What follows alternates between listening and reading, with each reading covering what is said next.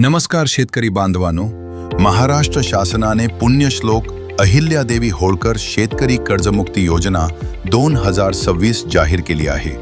या योजनेअंतर्गत 1 एप्रिल 2019 ते 31 मार्च 2025 दरम्यान घेतलेले आणि 30 सप्टेंबर 2025 रोजी थकीत असलेले अल्पमुदत पीक कर्ज तसेच 31 मार्च 2026 पर्यंत परतफेड न झालेले कर्ज विचारात घेतले जाणार आहे।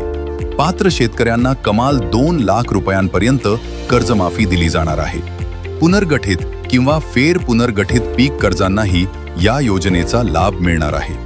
यासोबतच नियमितपणे कर्जफेड करणाऱ्या शेतकऱ्यांसाठीही मोठी घोषणा करण्यात आली आहे।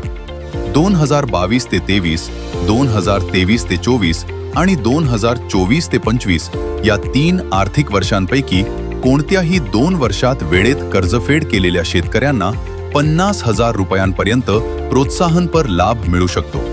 ही योजना राष्ट्रीयकृत बँका, खाजगी बँका, प्रादेशिक ग्रामीण बँका, जिल्हा मध्यवर्ती सहकारी बँका तसेच प्राथमिक कृषी पतपुरवठा सहकारी संस्थांमधील कर्जदार शेतकऱ्यांना लागू राहणार आहे।